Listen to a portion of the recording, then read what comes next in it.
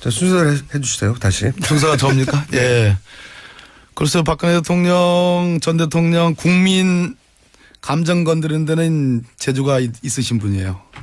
예, 저는 제가 이제 다른 방송에 나가서 예측을 대통령 메시지가 없길래 메시지가 나온다면은 어떡할 것 같느냐라는 질문을 듣고서 주문은 이번에 이제 헌재 재판의 주문과 이유가 있지 않습니까? 네. 이유를 먼저 쫙 얘기한 다음에 마지막에 피청구인 대통령 박근혜를 파면한다. 이게 네. 주문인데 주문은 헌재 결과의 승복, 이유는 네. 불복.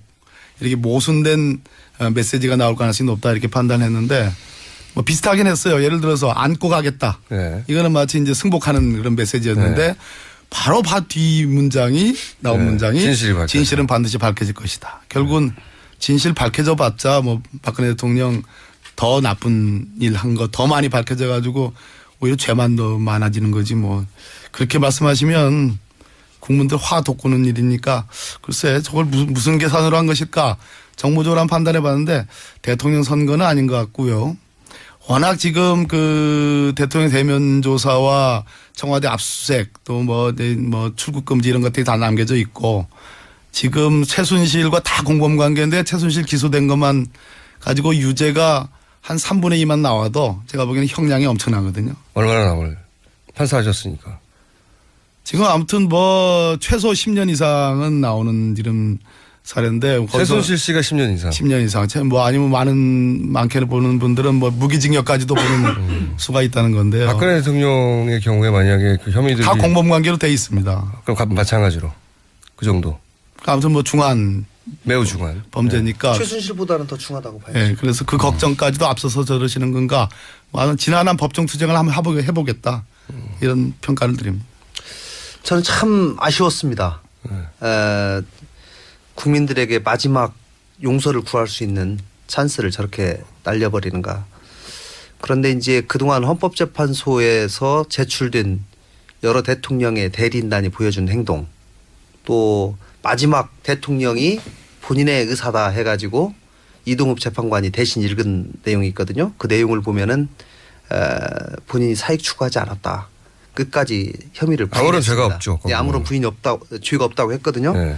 그것을 일관되게 할 수밖에 본인은 없겠다라고 아마 대리인단이나 측근에 있는 사람들이 조언한 것 같아요. 왜냐하면 검찰 수사를 앞두고 있기 때문에 이것을 인정하는 순간 검찰 수사에 그대로 나는 죄가 다 있습니다라고 인정하는 꼴이 되기 때문에 진실은 밝혀지겠다. 진실을 밝히는 것에 대해서 본인이 여전히 사실과 다른 부분을 밝히기 위해서 노력하겠다라고 하는 의지를 그렇게 표현한 것이라고 생각이 드는데 저는 마지막까지도 대통령이 그 대리인단하고 회의를 하지 않았겠습니까? 수차례? 회의를 안 하는 걸로 저는 알고 있어요. 만나기 힘들었던 걸로. 아니 근데 뭐 저기 그 손범규 의원은 자주 만난 대리인도 있고 자주 안 만난 대리인도 있고 뭐 전화로 한 대리인도 있고 뭐 등등 얘기하더라고요. 근데 어쨌든지 그럼 뭐 전체는 아니더라도 대리인단 대표나 누구는 아마 분명히 뭐 만나서 회의하고 진행 상황 보고하고 대통령의 대리인을 또 대리인단이 만난 게 아닌가 싶어요 저는. 그래요?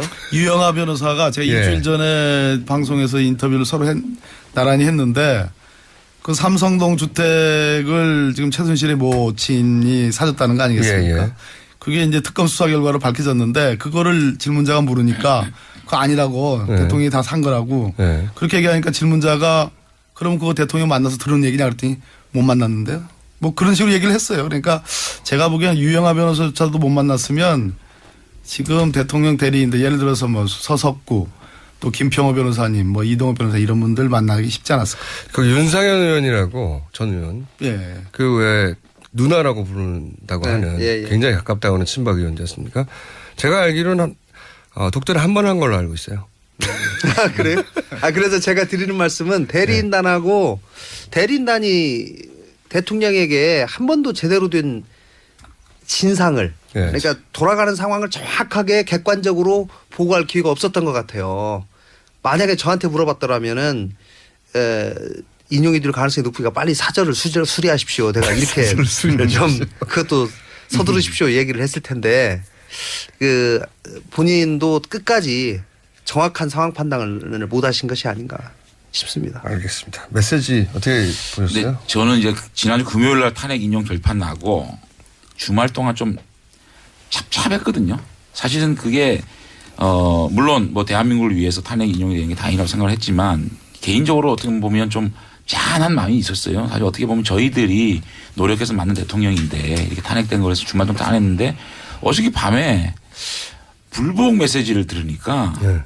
야, 그건 맞아. 너무 놀라워요. 그러니까 이럴 수도 있구나. 이런 생각이 또 사실은 그 주말 동안 모든 칼럼이나 모든 사설이나 대통령께서 승복 메시지를 내야 되고 국민 통합, 치유 이런 나이가 나왔는데 진보부 상관없이 다들. 그 진보 보수가 문제가 아니라 불복 메시지가 나오니까 야 이거 왜 이러실까 정말 이런 마음도 들었고 사실은 시기나 그러니까 이번에 메시지가 나온 시기나 방법, 내용 전부 다 좀 놀라웠어요. 사실은 시기도 탄핵 인용이 되면 바로 나왔어야죠. 직접 이렇게 통합 메시지가 나와야 되고 또 방법도 본인이 직접 좀 나오셔야 되는데 또 전 청와대 대변인을 통해서 말씀하시고 내용도 불복 메시지란 말이죠.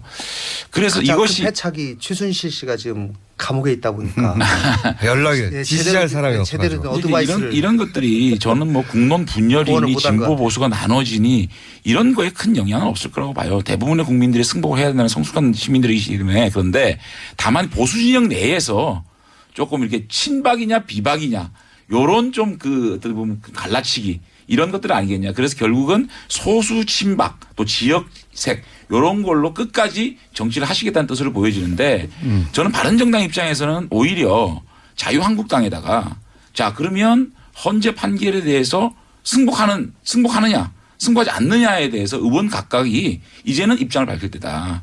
그러니까 이 대통령께서는 불복하신다니까 자 같이 불복하실 것이냐. 같이 누구 다 뭐 승복하실 것이냐에 대해서 분명한 입장을 좀 밝혀서 이제는 보수가 어떻게 보면 헌재를 불복하는 세력과 헌재 판결을 승복하는 세력이 정확하게 나눠져서 이제 보수도 재건해야 될 시점이 오지 않았냐 생각합니다. 예. 어제 그 승복할 수 없다 사실상 그 입장 발표를 민경욱 의원을 통해서 했다는 것이 굉장히 중요하다고 생각합니다. 예. 사실은 그 진실을 밝힌다. 이 얘기는 법정 투쟁을 앞으로 수사와 기소되면 그거를 예고한 건데 그거는 사실 법률 전문가 탄핵 소추 탄핵 그 방어 대리인들을 시켜야 될 일이거든요. 사실은. 왜냐하면 탄핵 심판에 대한 입장이기 때문에. 근데 정치인을 골랐고 그중에서 친박 의원을 골랐고 그중에서 청와대 대통령으로 계실 때의 대변인으로 썼던 인물을 골랐던 얘기예요. 이 얘기는 왜냐하면 어제 그 메시지는 정치적 메시지고 뭐 법정 투쟁을 하겠다라고 돼 있지만 정치적 메시지고 친박 핵심 나를 따르는 의원들을 과거에 대통령직에 있었던 의원들 중심으로 해서 무언가 재건을 하겠다. 저는 그렇게 받아들였습니다. 근데 그게 저는 그 메시지가 그 재건을 하겠다고 하는 본인들의 의지에 스스로 총을 쏘는 자살에 가까운 메시지였다. 그래서 모일 수가 있겠어요? 사실은? 그 중도와 또는 야당을 지지하는 지지자들을 놓고 본다면 어제 그 메시지는 분명히 에라죠. 그러나 대선을 생각하지 않고 아까 그 시간이 가면 진실은 밝혀지니까 이 시간이 간다는 그 시간 타임 스케줄이 저는 대선을 목표로 한 것은 아니라고 보여져요. 그 그렇겠죠. 뒤를 겨냥한다면 극소수일지라도 열성적인 자기 지지자들에 대한 메시지로서는 뭐 그나마. 근데 그들이 힘을 가지려면 나머지 사람들 중에 애초에 동정심을 가졌던 분들이 따라 붙어줘야 되는데 그거를 틀렸죠. 스스로 털어내는. 이제 제가 어저께 이 그 대통령 메시지 나온 다음에 그 자유한국당의 상임 고문님 원로분하고 한 번 통화를 했었는데 솔직히 이런 말씀을 하시더라고요. 마지막 신라같이 남은 희망을 잘라버리는. 대선에서 그 희망을 이제는 보수가 집권하는 것은 물건 같다. 이제 보수가 정말 국민들한테 어떻게 이 대선을 통해서 다시 각인시키고 하는 재정립이 필요한 거지. 야 정말 힘들어졌다는 말씀을 하시는데 굉장히 저도 동의를 하고 어저께 그 대통령께서 결국은 대한민국을 위해서도 아니고 또 보수 진영을 위해서도 아니고 그야말로 소수 친박의 팬클럽. 어떻게 보면 남아있는 이것을 가지시겠다라는 모습에 안타까웠는데 그러면서도 바른정당 입장에서는 굉장히 자유한국당에서 탈당 많이 하겠구나 이런 생각하시지 않았어요? 근데 지금 이제 사실은 지금 이제 보면 앞으로 검찰 수사에 나가시는 문제 또 그것이 구속 수사가 될지 불구속 수사가 될지 모르겠지만 그런 많은 과정이 있습니다. 이 과정 속에서 여론이 어떻게 변할지는 모르거든요, 사실은. 네. 그렇기 때문에 그런 것들 지켜보면서 소수 어떤 그 세력들을 결집을 시키겠다는 것이기 때문에 박상호 바른정당은 지금까지의 어떤 그 행보하고 틀려질 게 없을 것 같아요. 자유한국당은 아까도 말씀드렸지만 이삭죽기. 아니요. 이삭죽기도 아니고 보십시오. 헌재의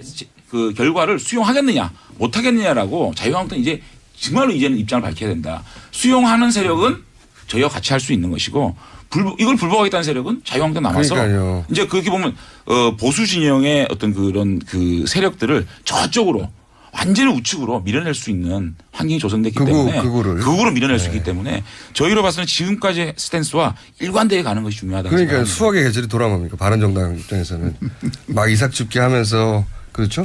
그러니까 또 그 세력들을 완전 우측으로 몰아내면 또 중도를 바라볼 수 있는 기회도 생기거든요. 그래서 좀 넓고 큰 정당. 몇 명이나 들어올 거라고 보십니까? 바른정당에? 글쎄 저희들이 이제 또 고민을 하고 있죠. 하고 있는데. 표정 관리하시면서. 하여튼 뭐 많은 분들이 또 함께하지 않을까. 많은 분들이 함께하지 않을까.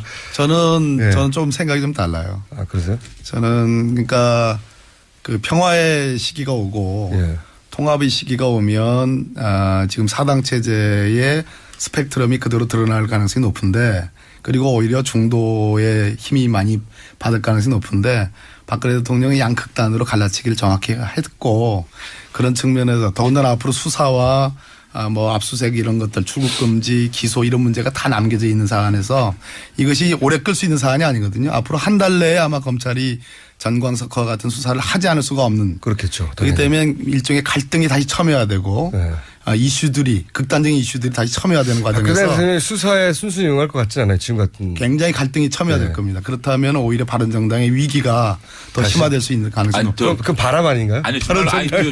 동의를 하는데요. 한번 보자고요. 지금 그 이번에 김평호 변호사가 투입되고 탄핵 인용이냐 아니냐는 과정에서 탄핵 인용에 찬성하시는 분이 72%까지 어떤 그 보면 72%가 떨어졌는데 이번에 탄핵 결정 나고 난 다음에 보면 87%까지 올라갔거든요. 그러니까 저는 우리 국민들이 굉장히 어떤 그 승복 문화와 이제 시민의식이라는 게 굉장히 민주의식이 굉장히 수준이 높아졌기 때문에 그래서 바른정당이 많이 올 거라고 생각하시는 그런 것들이 제가 볼 때는 그러한 동정은 동정이래.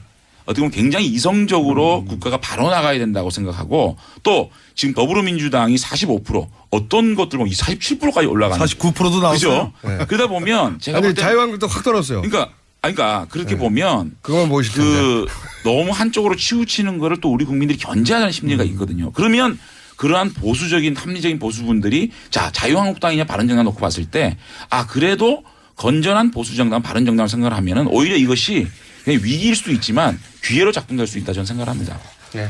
자 그러면 이제 우리 김관영 의원께서 한번 재판을 해 주십시오. 제가 재판해야 되는 건가요? 국민의당에서는 또 바른정당이 커져야 되죠. 그죠? 네. 아니 뭐 어쨌든지 국민들은 저는 대단히 항상 합리적인 가장 좋은 결정들을 해오셨다고 저는 생각합니다.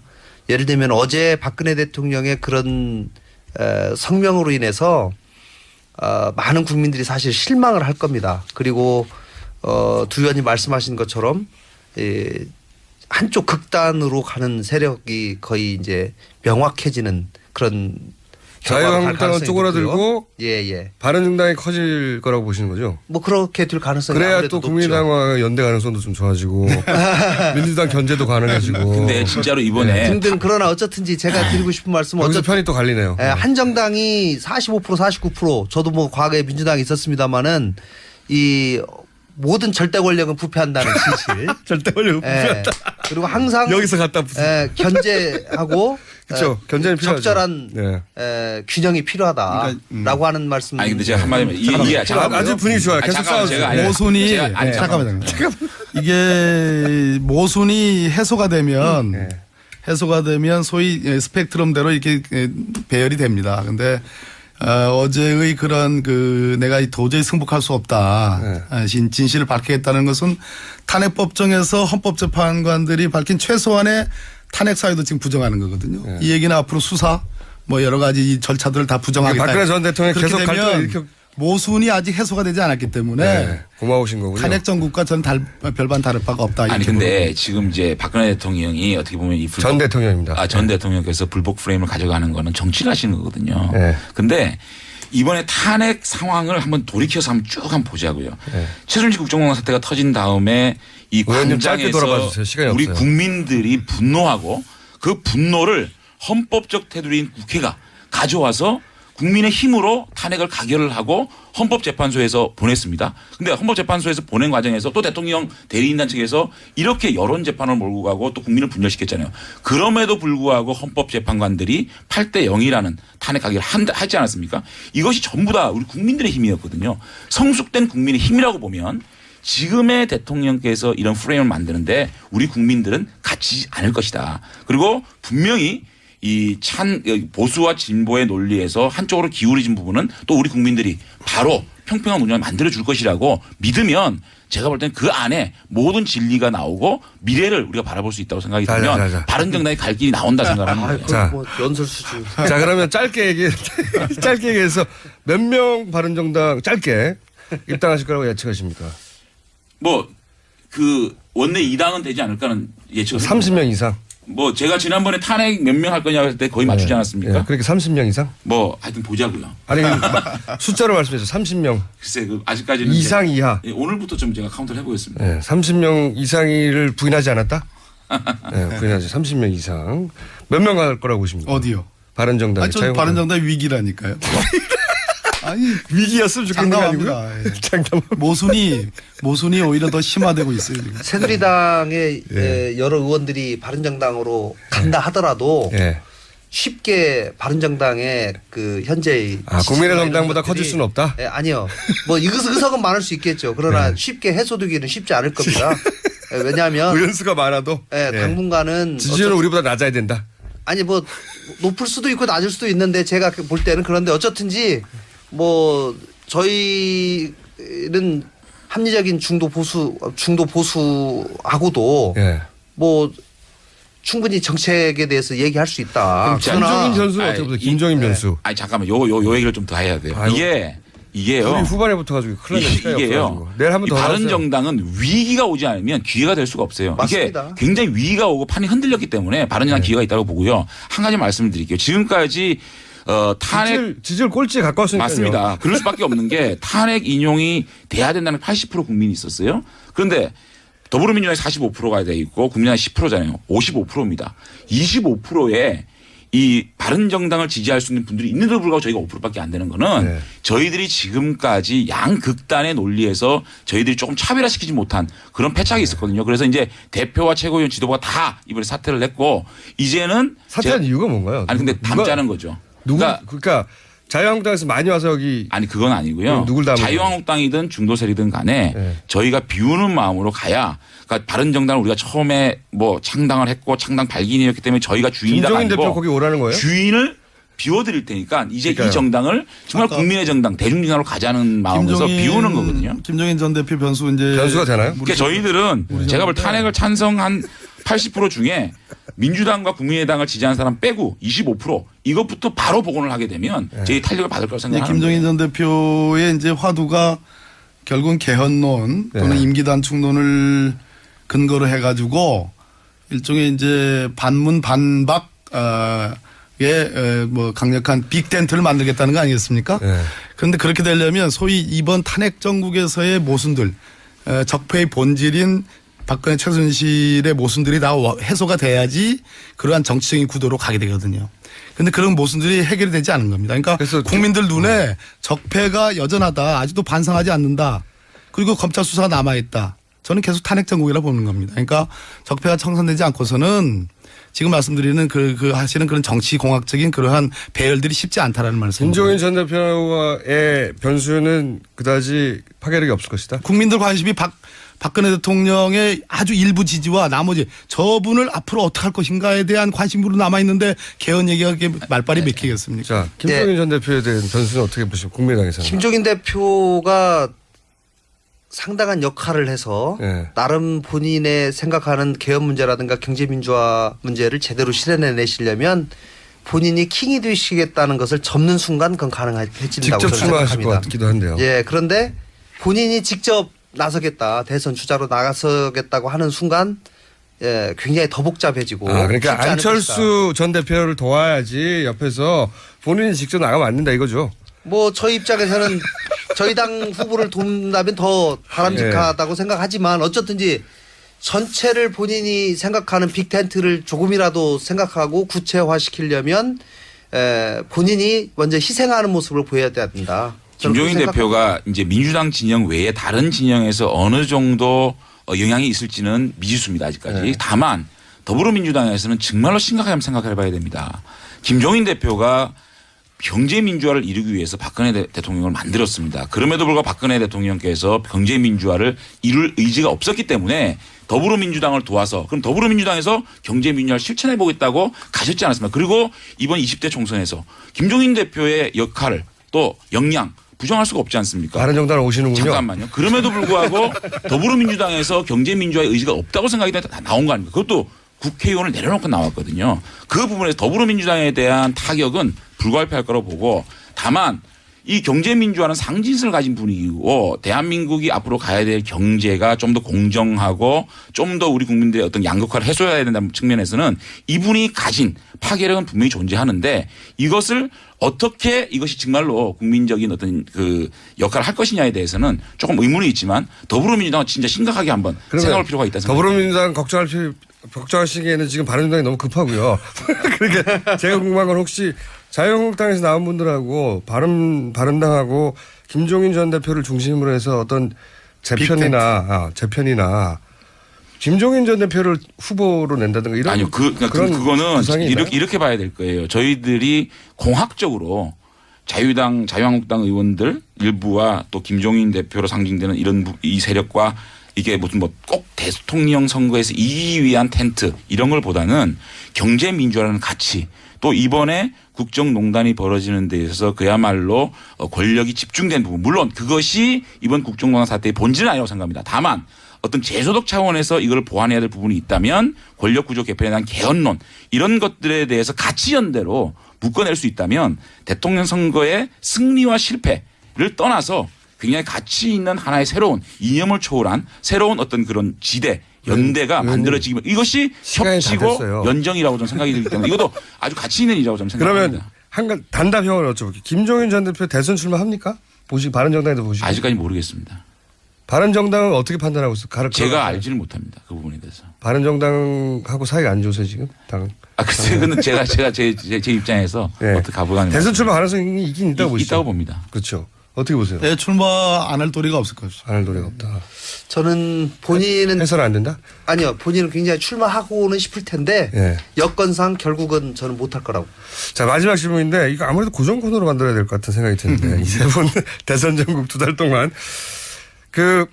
앞으로 이 대선 전국에서 바른정당의 전략은 뭔가요? 간단하게 각 정당의 전략을 저희 바른정당은 결국은 이게 무슨 대통령 선거의 승패에 너무 무게를 두면 안 된다. 승패 무게를 두면 정말 왜냐하면요. 승패 무게를 둬야 되는 거 아닙니까? 근데요. 그거는 사실은 민주주의라는 게 잘못했으면 바뀌는 게 맞거든요. 그거를 우리가 국민들의 어떤 시민의 지금 인정하는 가운데서 정말 보수가 가야 될 길을 국민들에게 오롯이 제시하는 거.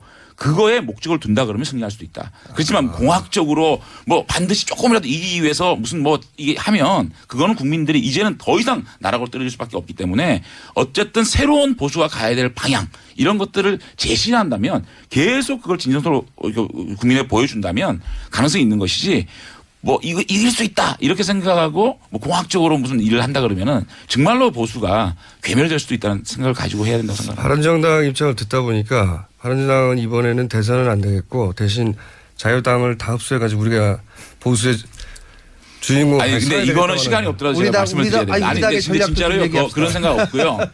저희는 그런 진정성을 가질 때 승리할 수 있는 거지 승리할 수 있다라고 생각하고 덤비면은 이거는 본질이 아니라고 생각해요. 자, 지지율이 너무 낮으니까요, 지금은. 국민의당은 창당 정신으로 돌아가야 한다고 생각합니다. 저희는. 창당 정신. 네, 작년 4.13 총선에서 보여줬던 국민들의 그 바람 지지의 이유. 그것이 결국은 양극단의 정치를 지향하고 제대로 된 대안 있는 정치를 하고 협치를 하라는 국민들의 뜻이라고 생각하기 때문에 그 창당 정신으로 저희가 돌아가서 다시 국민들께 밑바닥에서부터 열심히 한다면 저에게도 충분히 기회가 올 수 있다라고 생각합니다. 더불어민주당은 뭐 여유가 시종일관 넘칩니까? 아닙니다. 그렇지 않습니다. 절대 그렇지 않고 사실 박근혜 대통령이 지금 나오시면서 어떠한 제스처와 어떠한 이미지를 국민에게 주느냐가 사실 중요한 대목이었는데 모순이 아직 해소되지 않았다. 이 얘기는 뭐냐면 적폐청산에서 정의를 어느 정도 회복하는 데는 헌재의 탄핵 결정으로 기여를 했지만 적폐의 근원적인 원인, 문화와 제도를 개선하고 궁극적으로 그것이 국민의 이익이 된다는 것. 예를 들어 적폐를 청산하는 것이 일자리 창출과 연결되어 있습니다. 이렇게 얘기하면 지금은 국민들이 무슨 소리야 잘 모르겠는데 이럴지 모릅니다. 그러나 적폐 청산이 사실은 경제 회복과 민생을 살리는 데에 연결이 돼 있다는 말씀을 드리고 그런 쪽에 더불어민주당은 갈 거다 이런 말씀 드리겠습니다. 더불어민주당은 굉장히 여유가 있으시고. 그렇지 않습니다. 지지율 다 합쳐봐라. 우리 반도 안 되지 이런. 김어준 총장님. 김어순이라고 할 뻔했어요. 이런 표정이시고. 저희가 이게 굉장히 재밌는데요, 의외로. 저희가 만약에 고정 코너 하시면 나오실 걸로 알고 그러면. 자, 지금까지 탄핵소추위원분들입니다, 다. 네. 박범계 의원, 김관영 의원, 장재현 의원 세 분과 함께 했습니다. 감사합니다. 고맙습니다. 네, 고맙습니다.